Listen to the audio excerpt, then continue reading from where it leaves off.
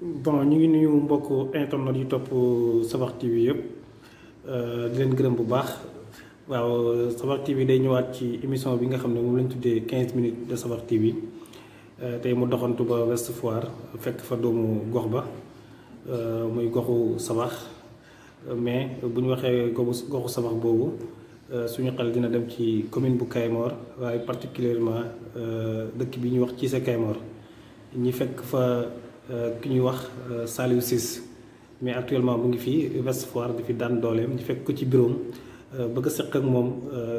ay kàddu yoo xam ne rek dina concerné li nga xam ne nii mooy gox ba ak ci candidat am ak digganteem ak SNES bi ak ci digganteem ak nguuru Sénégal gi fi nekk actuellement kon Serigne Saliou Sabar TV mu ngi lay nuyu bu baax di la wax daal ak jàmm. maa ngi leen di fay Ousmane. di leen jaajëfal bu baax. en tout cas defal sa déplacement ak sa disponibilité bi nga xam ne am nga ko pour ñëw fii nii seet si ñu waxtaan ak ñun li nga xamante ne si ci la ñuy yëngu benn di jëm ci wàllu politique surtout te jëm ci su nga xam ne mooy suñu gox ba di diwaanu Sabar te ñun ñu bokk ci diwaanu Sabar féetee wàll bi nga xam ne mooy commune Kayemor donc ñu ngi lay jaajëfal di la wax dara ak jàmm fii nii. ok léegi dañuy dugg ci waxtaan bi directement. mais avant loolu man dañoo xam kan mooy Serigne Saliou Ciss. waaw Serigne Saliou Cissé moom doomu commune Kayemor la maa ngi juddoo ci sa Kayemor maa ngi yaroo Dakaaru ak entre am naa ñaari yar Dakaaru ak ci sa Kayemor donc maa ngi defee suma jàng foo nga xamante ne si moo di Dakar fi laa ko tàmbalee dem jàngee fi nga xamante ne si moom mooy Kayemor ak Medina Sabax jaar naa fu mel ni Nioro retourné waat ñëw fii Dakar fi laa yëgalee sama jàng. nekk ni nag ñu ngi yëngu ci li nga xamante ne si moom mooy wàllu entrepreneuriat man wàllu li nga xamante ne si moom moo nekk business développement donc loolu moo nekk suñuy activité. ok ndax mën nañoo xam Saliou Ciss mu ngi fii Dakar mu ngi Ouest Foire mu ngi nekk bureau mu ngi liggéey boo xam ne lépp ci Sénégal yi teg nañ ci bët mu nekk liggéey bu mucc ayib mais lan moo tax mu ne liggéey boobu da ko fay bàyyi dem nekk li nga xam ne mooy candidat bu commune bu Kayemor. waaw Ousmane Cissé liggéey bi moom buñ ko fi bàyyi sax dem nekk candidat. xanaa dañ koy boole suñu liggéey. parce que buñ xoolee ba xam ne mu permettre nañu ñu boole ko suñu liggéey te duñu yàqal dara te suñu gox jaral nañu ko mu nekk loo xamante ne si xëj na gox bi ñun ñoo ko sabab bi si ñun parce que gox bi soxla nañu bëgg nañu réellement ñu ñëw dëggal suñu bopp ba jàppale leen si jafe-jafe yi nga xam ne ñu ngi koy dund ci gox bi. donc loolu fi mu nekk nii man mën naa xam ne appel la boo xam ne jot naa ko ci sama jeunesse muy ñoo xamante ne si tey li ñuy dund si commune Kayemor xaj na neexu leen nekk na lu métti mooy ay jafe-jafe donc ñu bëgg a relever nag le défi. kon responsabilité. dagguma la kon su ma déggee dafa mel ni kon jeunesse bu Kayemor ñoo la soxla. waaw jeunesse bu Kayemor ñoo ma soxla parce que ñoom ñoo ma tàll loxo man ma wuyu si leen ci li nga xamante ne si moom lañ bëgg a def mooy un changement. donc ci loolu nag laa leen wuyu si parce que patriote laa te Kayemor laa dëkk donc Kayemor bu fekkee doomu Kayemor laa bu ñu ma soxlaa je pense que waruma hésiter benn yoon pour ñëw wuyu si leen ci li nga xam ne moom lañ ñuy porté muy combat boobu. mën nañoo xam ndax kañ ko dugg ci politique bi. waaw politique bi ñu fi jógee léegi yàggul yaakaar naa ci at lay war a toll waaye balaa loolu nag yaakaar naa ne ñu ngi woon ci politique de développement ñu ngi woon ci gox bi nga xam ne moom mooy suñu commune di yëngu ci wàllu développement di yëngu ci wàllu social. te mu nekk loo xamante ne si yaakaar naa askan bi moom lañu gën a si lañu gën a ràññee te it xam naa ne moo tax askan bi gën a am yaakaar si ñun ba mën ñoo woo pour ñu ñoo jàppale leen ci loolu. Serigne Saliou nan la def ba jeunesse boobu tàllal ko loxo. waaw jeunesse Serigne Saliou deful dara lu def waru garam rek nekk ci li nga xamante ne si waroon na ko def comme képp koo xam ne doomu gox bi la rek yàlla dénk la sutura te nga yéene ko askan bi am yërmande bëgg leen a dimbale. yaakaar naa Serigne Saliou ci loolu la nekkoon ndaw yi nga xam ne nag ñoom ubbi nañ seen bët xam nañ lan mooy développement xam tamit ñi am yërmande ak ñi nga xamante ne si mën nañoo porter gox bi yóbbu ko ci kanam maanaam am ay compétence ñu woo leen ñu ñëw yaakaar naa du ñëpp la ñuy woo mais mën naa xam ne man maay koo xamante ne si ci commune bi man la ndaw ñu choisir woo pour ma ñëw jàppale leen. ok léegi dañuy taxawoon ni foofu tuuti dañ ciy ñëwaat léegi dañuy dugg ci politique d'une manière générale Saliou Ciss mën nañoo xam ci ban parti la féetee. waaw Saliou Cissé fi mu nekk nii moom il est indépendant àndul ak benn parti politique parce que mouvement la ñu am mouvement boo xamante ne si li ko composé moom mooy tey ay ndaw yoo xamante ne si ku ci nekk yaa ngi nekkoon di militer ci parti politique ndaw yooyu nag bu ñu demee ba xam ne tey jii nii intérêt parti politique yooyu noonu bu ñu leen toppee ci élection locale yi ñu jëm nii moom la ñuy gën a jëmmal ñu gis ne loolu day nekk li nga xam ne dafay tàddal gox bi si la ñu mobiliser wu waxtaan mu nekk ay benn jeunesse bu consciente donc xalaat ci loolu daal di dajaloo ñu ne nañu former benn mouvement ñu bañ a ànd ak benn parti politique donc rassembler ñi nga xam ne ñu ngi ci parti politique yi donc kon ñun coalition de parti politique lañ fi mu nekk. est-ce que loolu dina yomb Serigne Saliou mouvement indépendant uniquement. waaw mouvement indépendant bon xam nga lépp ci liggéey la rek. lépp ci liggéey la ak ci nit ki. maanaam àdduna moom dara yombul. waaye dara jafewul bu fekkee gëm nga ko. parce que ñun li ñu gëm mooy liggéey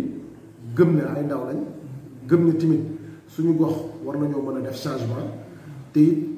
c'est pas la première fois candidat indépendant di dem élection di ko gagné. loolu yàgg na fi am ba ci présidentielle sax ci yeneen réew yi gis nañ candidat indépendant yi di dem élection di ko remporter pourquoi pas ñun ñi nga xamante ni si tey liggéey nañ suñu gox nit ñi ràññee nañu fa xam nañu ci wàllu développement xam nañ ci wàllu social et puis. c'est bon nan nga def ak parti politique yi ndax ñu ngi lay tàllal loxo. waaw parti politique yi ñu ngi tàllal loxo loolu moom mënul ñàkk parce que tamit boo yoree mouvement bu toll ni mouvement bu ñuy wax ànd liggéey suñu gox mouvement boo xam ne mouvement bu am doole la xëy na am na ñoo xamante ne si doole bi mënuñu koo xam parce que newuñ ci biir mouvement bi tey parti politique yëpp soxla nañ ñu di ñu tàllal loxo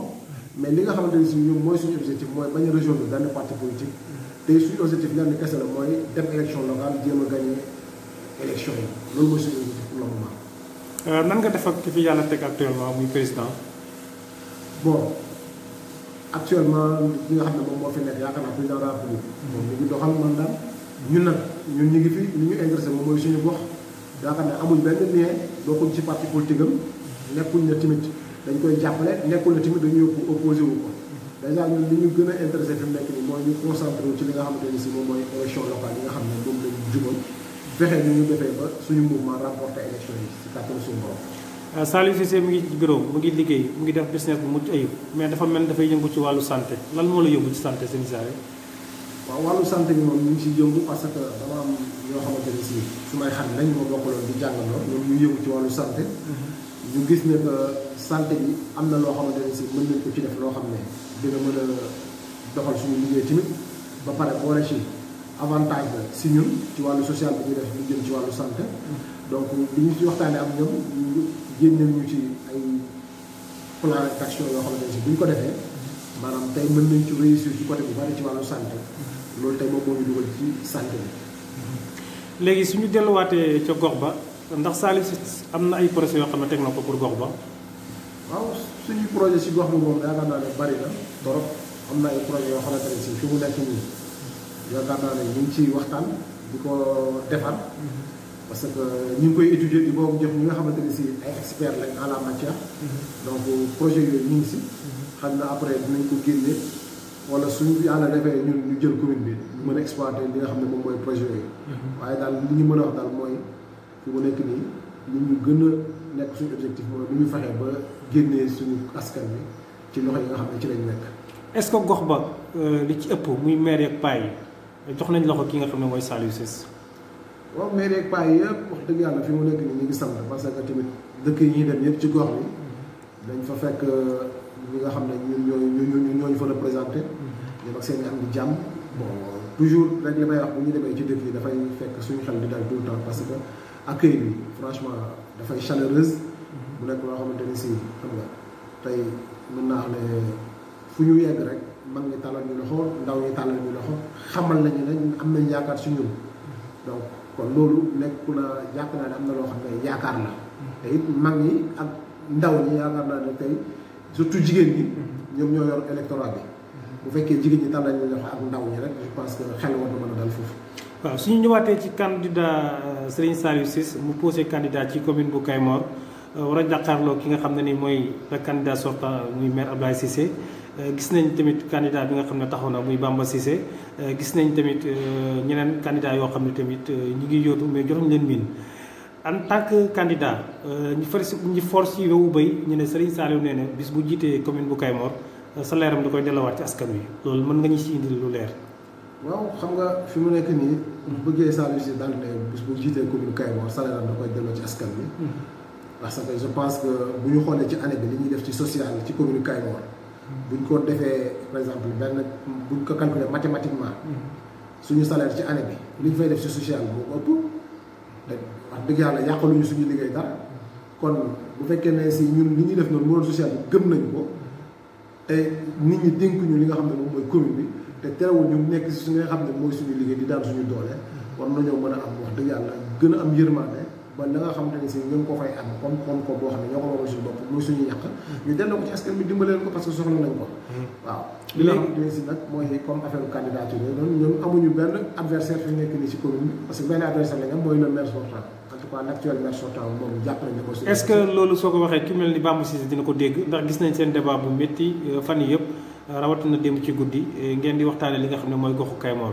te nee na mooy anniversaire bi nga xam ne moo la tere nelaw muy Bamba Cissé Këribis bu ci sa Kayemor. waaw loolu moom xam nga nit moom booy wax di nga wax li nga xamante ne si moom mooy sa bëgg-bëgg rek. xam nga bëgg-bëgg ak mën-mën dafa wute. parce que tey ku ci nekk ci commune bi. yaakaar naa ne man ngay tëgg muy même le maire sortant xam na ne Saliou Ciss mooy adversaire potentiel. léegi nag comme le maire sortant xam na ko wax ba nag ñeneen ñi nga xamante ne si ñoom ñoo fi nekk di ay. politiciens yoo xamante ne si yaakaar naa ne du ma di politiciens ay politiciens yu ndaw laa leen mën a tuddee donte ko ñun dañ yàgguñ ci waaye daal soo gisee ma di politiciens yu ndaw mooy maanaam doole ji nga xam ne waroon nañ ko am politiquement dafa des donc ñooñu nag dañuy bëgg toujours xam nga koo xamante ne si dinañ ko jéem a diir mbagg ba nit ñi gën leen a ràññee donc ñun daal képp ku ñu laal dañ la ràññee parce que ñun suñu mouvement instant yi moom mooy bomb ci commune Kayemor. kon daal Bamba Cissé pour ñu ràññee ko rek il faut mu ñëw rek dal la. ah waaw waaw loolu mënul ñàkk il faut mu dal ma parce que politique moo demee noonu xam nga nit ki moom da nga koy dal parce que politique gis naa ci lu ne xam nga man jàgguma ci politique mais li may gisee toujours politiciens yi doxalee damay jàpp ne ñoom ñëpp xam nga ci benn pañe bi la parce que man mën naa ci boole sa sama bopp nit ki mën na la dal tey xas la tey suba mu ànd ak yow parce que tamit loolu mënul ñàkk parce que politique moom mën naa wax ne géew politique benn añ bu ñuy togg la donc parti yi ñoom ñooy condiment yi mooy nit ñi ci li nga xam ne moo war a dem ci cin bi donc fekk añ bi sotteegu rek nañu jàpp ne parti bu ci nekk rek war nga mën a dem ci biir région sa morom ci biir cin boobu noonu loolu mën na nekk parce que bu fekkee ne si dañu bokk intérêt rek je pense que war na mën a nekk mais actuellement comme bokkuñu intérêt rek dal bi mën na nekk lu ne mën na nekk waaye bisu bu ñu bokkee intérêt dal yooyu yëpp ñu doon def yaakaar naa dañuy ragal suñu ginnaaw su boobaa. parce que dañuy xëy gis ku mel ni Ka Omar Touré daal di ko def revue de presse mu indi débat bu rëy tey ca groupe ba ñu ne revue de presse bi daal dafa demee boor parce que dañoo wax ne Bamba ci boppam dalaa yónn ba ci kaw dóor la ci suuf est-ce que yow loolu nangu nga ni lu am la. waaw mais xam nga ni Ka li mu def noonu man wax dëgg yàlla man gisewu ma ko jàppewu ma ko mooy dara quoi. parce que dama gis ne rek ci groupe lañ nekk parfois ñu animé parfois gars yi xam nga génn joxe yenn yi. bon nit nag boo génnee dara du ñëpp ñooy apprécier c'est normal donc ñi nga xam ne dañoo bëgg Saliou nag duñ ko mën a apprécier noonu mais man en tant en tant que leader damay wax ne que ni Ka def noonu la. parce que tamit gis nga ñaar ñu tolluwul doole bu ñuy xeex boo jàppale da ngay seet kii néew doole nga jàppale ko. kon Bamba dafa néew doole sa kanam. mais loolu kay ci sama taw loolu ñëpp xam. est-ce que loolu Bamba dina ko nangu. waaw mais loolu lu ko mos a nangu. loolu moom instant bii nii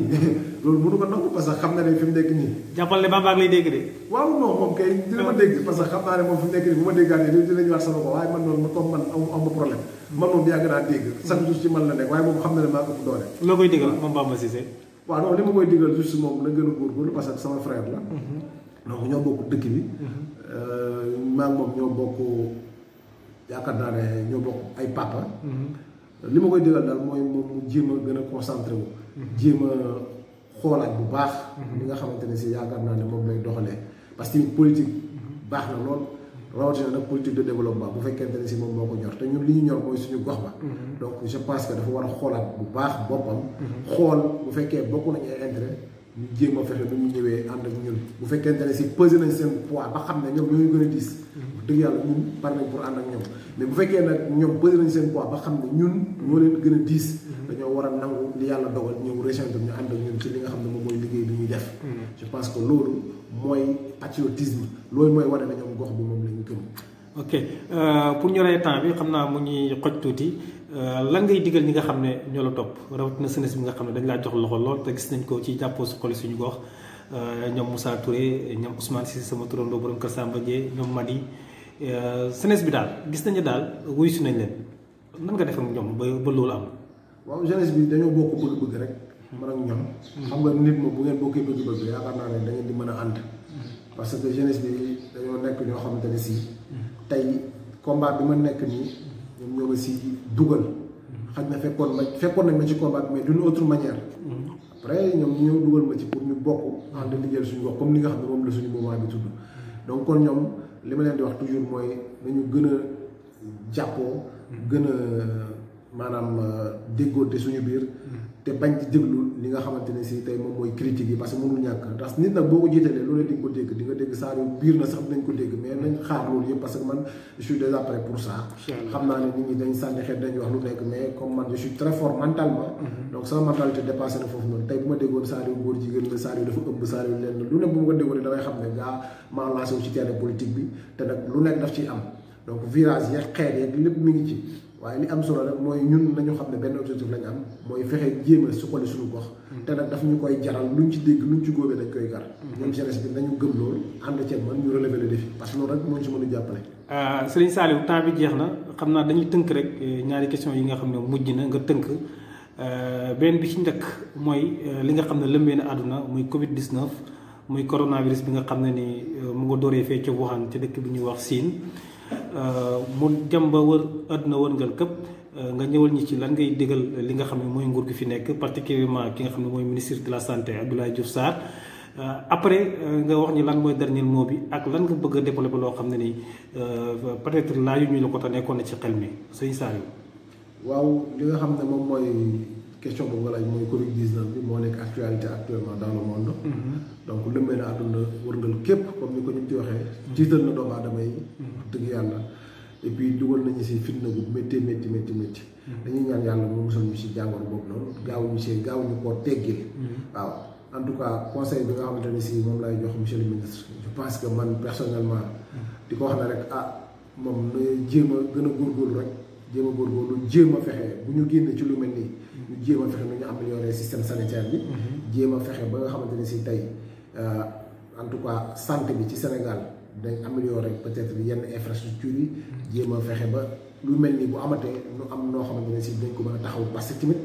yaakaar naa ne santé dafa am solo. moom moo war a gën a nekk priorité ci réew parce que bu nit ñi wérul dara lu am. te li koy waral tey mooy ñàkk wér moo tax ne ñëpp toog seen kër yi kenn mënul liggéey kenn mënul def dara. donc kon moom la ñu war a jël jiital ko ci lépp. donc il faut qu'on mette les moyens ñoom dañu war a def li nga xam ne si mooy les moyens nécessaires ci wàllu wér-gu-yaram. maanaam investir si préparer jeunesse bi préparer ñi nga xamante ne si tey ñoom ñooy yëngu ci wàllu santé. xam ne ñoom tamit ni ñuy jàppale tey soldats yi di jàppale armée bi di leen financer matériel loolu la ñu war a jàppale ñi nga xam ne ñooy médecins yi ñi nga xam ne ñooy biologistes si ay professeurs yi.